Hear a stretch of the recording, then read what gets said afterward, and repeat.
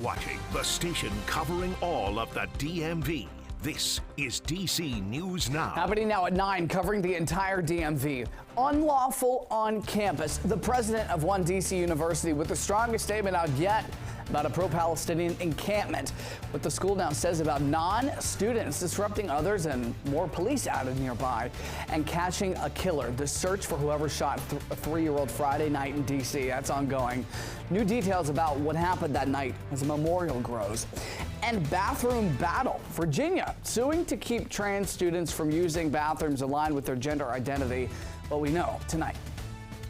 And we still have clouds around. We've had some intermittent showers move through the district and elsewhere across the area. I'll show you the latest radar and talk about Monday's forecast and beyond with my 7-day coming up.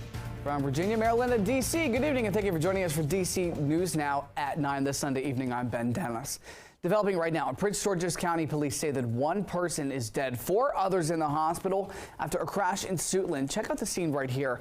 We're told this happened near the intersection of Silver Park Drive, Silver Hill Road around 4 this afternoon. Police say they also found one person who was shot on scene. We're still working to get more details of exactly what happened from A to Z. Crash is under investigation. And a memorial grows tonight for a 3-year-old Taya Settles who was shot and killed in Southeast on Friday in the district. Gunfire erupted in the Garfield Heights neighborhood where she was shot while inside of a car. Tributes are pouring in tonight in the Garfield Hills Apartments neighborhood, just a few feet away from the car she was in while that shooting happened. Somebody brought her to a nearby fire station where police and fire tried to save her life. U.S. Park Police flew her to the hospital. That's where she died. And police say that 7 total cars were damaged in that shooting. Police are still looking for the shooter. Maryland State Police say that one person is dead, 2 dozen more hurt after a bus crash in Harford County this morning. Told it happened just after 6 a.m. on I-95 near Belcamp. Police say a bus with 24 people was headed north when it lost control, hit a guardrail. One person died on scene, 23 others sent to the hospital. The crash is still under investigation. And developing now at 9:02 this Sunday evening on the campus of George Washington University, a strong rebuke of a 2-week encampment by pro-Palestinian protesters. The president of the university now sharing newfound criticism, calling the encampment unlawful. DC News Now's Dave Laval joins us live from the university with reaction from those students and others who are not even going to school there. But Dave, more police, you have spotted them nearby tonight. Well, we may be reaching the breaking point as to how long this protest will last. University President Ellen Granberg has released the strongest comments yet concerning this demonstration since it started nearly 2 weeks ago. We are not going to let intimidation tactics scare us. Miriam, who refused to give her last name, is one of the organizers of the pro-Palestinian demonstration at George Washington University. She's not fazed by Sunday's comments from the school's president. Ellen Granberg said in part, quote, "What is currently happening at GW is not a peaceful protest protected by the First Amendment or our university's policies. The demonstration, like many around the country, has grown into what can only be classified as an illegal and potentially dangerous occupation of GW property." I think the letter really just cements what we already know, which is that the university does not know what to do with us. Miriam is a student at Georgetown University. She's also Jewish. I think our safety are all intertwined as one people, and I know that Jews cannot be safe while Palestinians are being oppressed and while Palestinians are being bombed and killed and starved. Students from American University are also part of the protest. However, Granberg added the demonstration has attracted those with no ties to the university. It's all from the community. An endless supply of donated food and other supplies appears to have protesters dug in for the long haul. We're going to be here no matter what the university says or does. An encampment that is nearly 2 weeks old. We've also noticed an increase of campus and DC police here.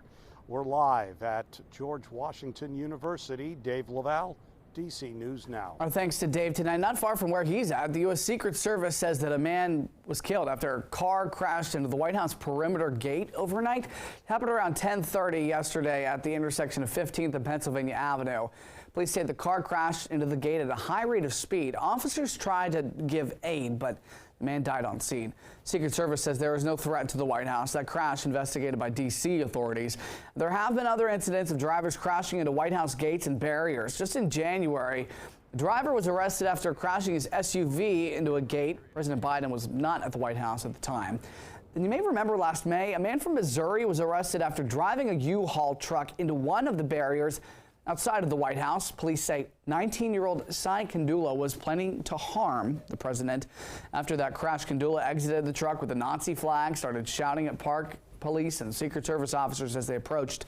He was charged with threatening to kill, kidnap, or inflict harm on a president and assault with a deadly weapon.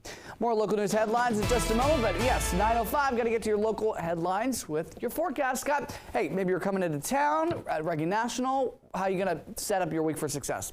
Well, you're going to have an umbrella. Indeed. Okay, let's start right there, Ben. Okay. Then we can tag on, get the Bermuda shorts out, and possibly a short sleeve shirt. I don't know. But it is going to be warm out there. It'll be mild. 69 degrees, mostly cloudy skies is what we're being set up for currently here in the district, and pretty much 60s around many areas across the board. As a matter of fact, here in the district, we'll stay in the 60s throughout the overnight, as you'll see here, straight through till 5, 6 o'clock in the morning. Some of you getting up that early to get off to work. And yeah, look at this number, 69 back at 9 o'clock in the morning. So really, we do a full circle here over the next 12 hours with temperatures.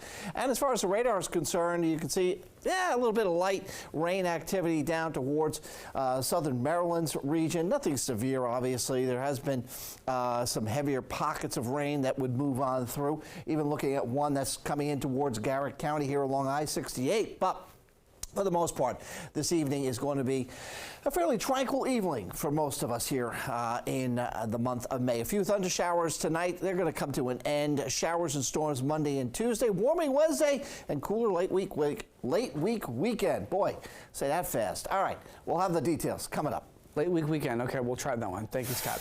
The National Park Service is planning to allow D.C. to demolish RFK Stadium. This comes as it announced earlier this week. The stadium is being cleared for demo. Last month, the Park Service found that the demolition would have no significant impact on the environment nearby. The stadium opened back in 1961, yet plenty of sports teams called it home. It's not been used since 2019. I remember going to DC United games and to Nationals games when they first moved here for a couple of years. Other than that, just been kind of this eyesore sitting there. Glad that it can get demolished. It's time for it to come down. Although I prefer they put more sports fields here on this area versus the new stadium for the Commanders. The Deputy Mayor for Planning and Economic Development tells us that the process will take them one step closer to putting the land to better use.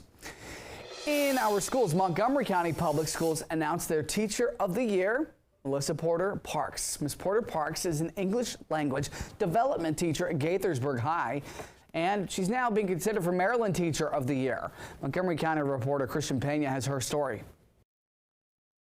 She's teaching immigrant children English, and for that reason, her students are calling her the best teacher in the world. Melissa Porter Parks is filled with emotions knowing she's creating a difference. Learning a content in another language and having their brains work the way they do. I think it's awe-inspiring. Ms. Porter Parks oversees the largest English language development department in MCPS. She's focusing on teaching her more than 800 students that it's okay to be different. Ms. Porter Parks' Central American students say she gives you her all, and as someone from Nicaragua, that's everything. She helps us how to understand one another, no matter what. Ms. Porter Parks' department has seen a graduation rate increase by nearly 30%. She has really created a warm and welcoming environment for our students, especially our newly immigrated students, coming into a very large school system. But what keeps Ms. Porter Parks going? I want to break the barriers for my kids because I had teachers who helped push me despite not having the financial means to go to college, despite working 3 jobs in high school. Breaking language barriers one class at a time. Her goal is to make sure no student feels left out. My goal is always to let kids know that I'm here for them. My goal is always to approach every student with that unconditional positive regard. Ms. Porter Parks' students tell me she's always willing to connect with her students on a personal level. For more on her story, give us a visit at dcnewsnow.com. For now, reporting at Gaithersburg High School, I'm Christian Pena, DC News Now. Congrats to her indeed. Christian, thank you. Virginia, they're joining several Republican states taking the challenge to court for newly expanded protections for transgender students. One of President Biden's new Title IX rules says that schools cannot stop transgender students from using restrooms that match their gender identity. The rules also include new safeguards for victims of sexual assault. A federal lawsuit, which Virginia is now a part of, argues the rules clash with state laws. Some of the laws restrict which bathrooms trans students can use. The rules are set to take effect in August. And student safety is top of mind for every single family, no doubt. In Northern Virginia, one school division is considering making a large investment to increase safety in elementary schools. Haley Milon explains how Loudoun County is weighing a recommendation to put security officers in each elementary school. Loudoun County Sheriff Mike Chapman says he's in favor of placing school resource officers at all Loudoun County elementary schools. This comes after a blue ribbon panel review of student safety led to a recommendation to place security officers at all schools. The recommendation doesn't specify, though, whether those officers should be sworn law enforcement officers or privately contracted security guards. Now, according to a 2019 report, staffing all 62 elementary schools would cost between $10 and $15 million each year. Chapman tells DC News Now that law enforcement officers would be ideal for the role. It's important for us that we have people that are sworn law enforcement officers, that in the event that we have some sort of a tragedy at a school, an active shooter incident, something to that effect, that they all know how they all work together and they know how the emergency response system works and how we communicate with other agencies, how we communicate with fire and rescue, how we set up command posts. We asked County Chair Phyllis Randall for her thoughts on the recommendation, and she said she's looking forward to reading the full report. I'm Haley Milon, DC News Now.